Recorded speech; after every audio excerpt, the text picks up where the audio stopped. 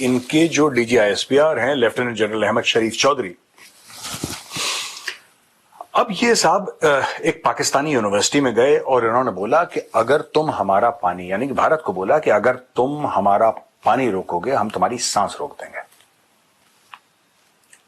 ठीक है, कोई बात नहीं। यही चीज, एग्जैक्टली यही वर्ड्स हाफिज सईद ने भी बोले थे, जो कि ग्लोबली रिकॉग्नाइज्ड टेररिस्ट है और UN रिकॉग्नाइज्ड टेररिस्ट है, और वो पाकिस्तान में दंदानाता हुआ फिर रहा है। और उसने भी यही बोला था कि अगर तुम पानी रोकोगे तो इंशाअल्लाह हम तुम्हारी सांस रोक देंगे और खून इन नदियों में।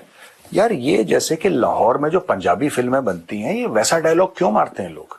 मैं कभी भी दोस्तों ये पाकिस्तानी पंजाबी माइंडसेट नहीं समझ पाया हूं। कभी कभी लगता है कि मैं अच्छी तरीके से समझता हूं, फिर ये लाहौरी कुछ ऐसी बातें कह देते हैं जिससे कि आदमी सोचता है यार ये तो बिल्कुल ही इंसानी दिमाग के परे है कोई चीज। अगर तुमने पानी रोका तो हम सांस रोक देंगे।